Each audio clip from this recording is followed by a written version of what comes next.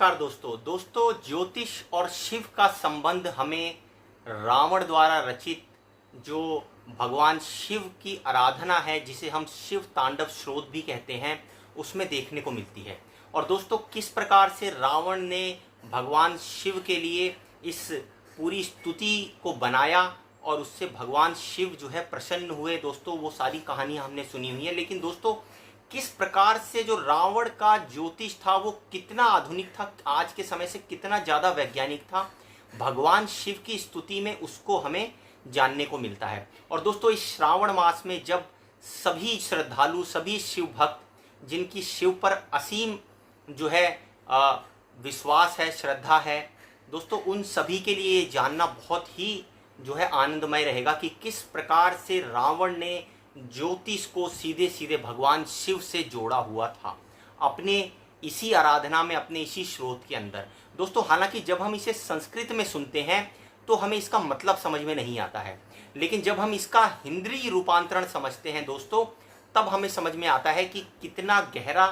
जो है स्रोत रावण ने रचित किया था। और आप इमेजिन करके देखिए कि वो व्यक्ति जो भगवान शिव की इतनी बारीकी से आराधना कर सकता है, उसके अंदर कितना जबरदस्त ज्योतिष के प्रति ज्ञान रहा होगा। दोस्तों सुनिए कि किस प्रकार रावण जो है वो शिव तांडव स्रोत के अंदर जो है भगवान शिव की ज्योतिष से जो है वो एक जुड़ाव दिखाता है, एक कनेक्शन दिखाता है। दोस्तों, पहली जो लाइन है शिव तांडव स्रोत की, जो हिंदी में है, जिसे हमने नेट पर जो है वो आशुतोष राणा जी के मुख के द्वारा सुना है, उसी को दोस्तों मैं रिपीट करता हूँ, आप सुनिए और इसका आनंद लीजिए। कि जटाओं से है जिनके जल प्रवाह मात गंग का, गले में जिनके सज रहा है हार विष भुजंग का, डमट डमट डमट डमरू कह रहा शिवा शिवम, तरल अनल गगन पवन धरा धरा शिवा शिवम। दोस्तों, इस पंक्ति में आप देख सकते हैं कि रावण जो है वो भगवान शिव की जो है वो व्याख्या करते हुए बताता है कि जटाओं से है जिनके जल प्रवाह मात गंग का, कि जिनकी जटाओं से माता गंगा का जो है वो जल का प्रवाह है, और गले में जिनके सज रहा है हार विष भुजंग का, और गले में जिनके जो है वो भुजंग मतलब जो नाग है, जहरीले नाग हैं, वो उनके गले में चारों तरफ लिपटे हुए हैं। डमट डमट डमट डमरू कह रहा शिवा शिवम, भगवान शिव जो डमरू को धारण किए हुए हैं, और जब उसका जो है वो उसकी ध्वनियाँ निकलती हैं तो किस प्रकार से वो भगवान शिव के जो है बारे में क्रदन करती हैं, उनकी ध्वनियाँ जो है भगवान शिव की आराधना करती हैं, उसके बारे में बता रहा है। और उसके साथ साथ रावण कहता है कि तरल अनल गगन पवन धरा धरा शिवा शिवम, कि दोस्तों 5 वो मूलभूत तत्व ज्योतिष के, उन जिन 5 मूलभूत तत्वों पर पूरा ज्योतिष जो है हमारा विद्यमान है, दोस्तों उनकी व्याख्या करते हुए रावण बताता है कि तरल, तरल मतलब लिक्विड जिसमें हमें जल कहा जाता है, अनल का मतलब अग्नि जिसको हम फायर बोलते हैं, गगन का मतलब आकाश या अंतरिक्ष, पवन हम सभी जानते हैं दोस्तों हवा, वायु को कहा जाता है, और धरा बोला गया है पृथ्वी तत्व को, जमीन वाले तत्व को। धरा धरा शिव शिवम, कि इन 5 तत्वों को जो धारण करते हैं वो शिव हैं। दोस्तों आप सोचेंगे दोस्तों कि इसमें इन 5 तत्वों को धारण, तो हमारा शरीर भी 5 तत्वों से ही बना हुआ है, तो हमने भी उन 5 तत्वों को धारण करके ही हमारे शरीर का निर्माण हुआ है। तो रावण इन 5 तत्वों को शिव से जो है कनेक्ट कर रहा है कि तरल अनल गगन पवन धरा धरा शिवा शिवम, कि वो शिव हैं जो तरल अनल गगन पवन और धरा इन 5 तत्वों को अपने अंदर धारण करने की क्षमता, ताकत रखते हैं। अब दोस्तों, आप ये जरूर सोच रहे होंगे कि वास्तव में जो है जब हमारा भी शरीर 5 ही तत्वों से मिलकर बना हुआ है, तो भगवान शिव भी इन 5 तत्वों को धारण कर रहे हैं, तो ऐसा खास क्या है? अब यहाँ पर दोस्तों समझने की बात यह है, हमने जो ये तत्व, जो हम जिन तत्वों से हमारा शरीर बना हुआ है, हम इन तत्वों से अनभिज्ञ हैं, जबकि भगवान जो चेतन स्वरूप हैं, जिनकी महाचेतना है, वो इन 5 तत्वों को अपने कॉन्शियसनेस से धारण करते हैं। और दोस्तों, आपको मैं इसके उदाहरण भी कुछ दे सकता हूं कि किस प्रकार से भगवान शिव जब किसी एक विशेष तत्व को धारण करते हैं, तो आप उनके जो है अवतारों को देख सकते हैं कि उन अवतारों के अंदर कितनी असीम शक्ति जो है वो दिखाई देती है। दोस्तों सबसे पहले मैं बात करता हूं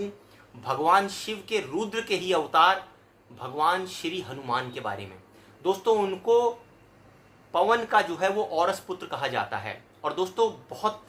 सारे लोग ये भी जानते हैं कि जो हनुमान जी हैं वो भगवान शिव के ही अंशावतार हैं, उन्हीं का ही अंश है। तो इस अंशावतार में भगवान शिव ने जो है वो वायु तत्व को धारण किया हुआ है। और उसी वायु तत्व की ताकत आप देखिए कि हनुमान जी की जो शक्तियां हैं वो कितनी अपार हैं। कि दोस्तों आप बचपन में उनकी कहानी सुनते हैं कि उन्होंने किस प्रकार से सूर्य को जो है खा लिया था। उसके बाद हम जब रावण से युद्ध की बात देखते हैं तो हनुमान जी की असीमित शक्तियों के सभी कायल होते हैं। जब मेघनाथ जो है भगवान राम और लक्ष्मण को नागपाश में बांध देता है दोस्तों, तो वही जाकर गरुड़ को बुलाकर लेकर आते हैं और गरुड़ से जो है उस नागपाश को तुड़वाते हैं। जब मेघनाथ लक्ष्मण जी को शक्ति का प्रहार मारता है और उससे जो है लक्ष्मण जी अचेत हो जाते हैं, तो संजीवनी बूटी को लाने का काम जो है सैकड़ों किलोमीटर समुद्र को लांग कर और उसके अलावा हिमालय पर जाकर वापस उस जड़ी बूटी को एक ही रात के अंदर लाने का जो है वेग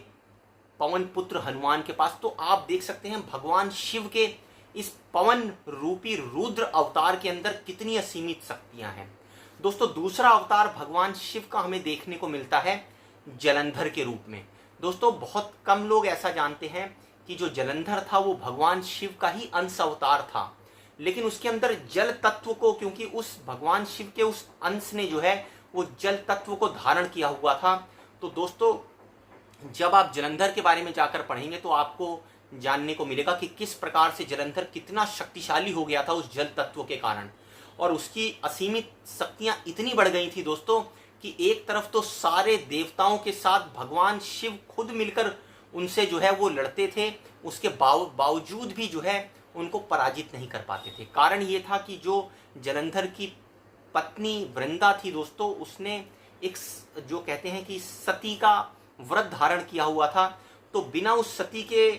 जो व्रत को खंडित किए हुए कोई भी जलंधर का वध करने में सक्षम नहीं था।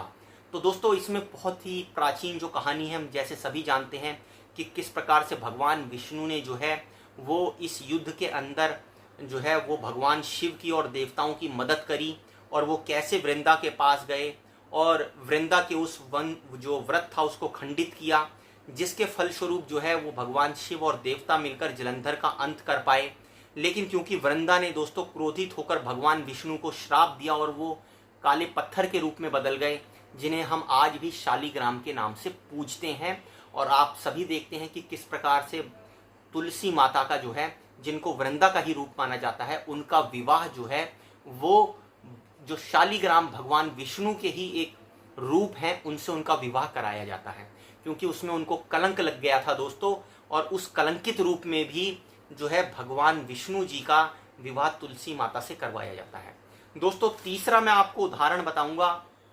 जिसमें जो है भगवान शिव के ही अंश ने जो है वो धरा को धारण किया था। भूमि के जो पुत्र थे, धरती पुत्र मंगल। दोस्तों बहुत कम लोग जानते हैं कि जो धरती पुत्र मंगल हैं उनका एक नाम लोहितांग भी था। और दोस्तों लोहितांग जो है एक समय पे ऐसा भी माना जाता है कि भगवान शिव के साथ उनका बहुत प्रचंड युद्ध हुआ दोस्तों। और जो मंगल ग्रह हैं उनसे युद्ध के पश्चात भगवान शिव ने प्रसन्न होकर, देवताओं ने प्रसन्न होकर, भगवान विष्णु ने प्रसन्न होकर, सभी ने खुश होकर उनको देवताओं के सेनापति की संज्ञा दी थी। और किस प्रकार से जो मंगल ग्रह आपको सौर मंडल में दिखाई देता है उनको देवताओं का सेनापति बताया जाता है। दोस्तों सारे ग्रह आपके कुंडली के अंदर विपरीत हो जाएं, लेकिन अगर आपका मंगल सुदृढ़ है दोस्तों तो आपके पुनर्जन्म के कर्म भी दोस्तों आपका बाल बांका नहीं कर सकते हैं, क्योंकि मंगल जो है आपके प्रेजेंट के कर्मों को दिखाते हैं। तो दोस्तों इस जब हमने पहली पंक्ति जब गाई जो रावण रचित रावण तांडव का स्रोत था उसकी, तो हमने किस प्रकार से देखा कि रावण भगवान शिव का बखान करते हुए कैसे 5 मूलभूत ज्योतिष के तत्वों से भगवान शिव को जोड़ते हैं कि इन 5 तत्वों को जो धारण करने वाले हैं वही शिव हैं। दोस्तों कितना वैज्ञानिक स्रोत है, सिर्फ आप इसको एक जो है भगवान शिव की आराधना के रूप में मत लीजिए, इतना वैज्ञानिक तौर पर वो भगवान शिव को बता रहे हैं कि शिव तत्व वो है जो इन पांचों मूलभूत तत्वों की ताकत को अपने अंदर संजोने की क्षमता रखता है, उस शिव तत्व का बखान जो है वो रावण अपने स्रोत के अंदर करते हैं। दोस्तों अब इसकी आप दूसरी पंक्ति सुनिए और उसमें क्या कहा जाता है वो आप ध्यान से सुनिए।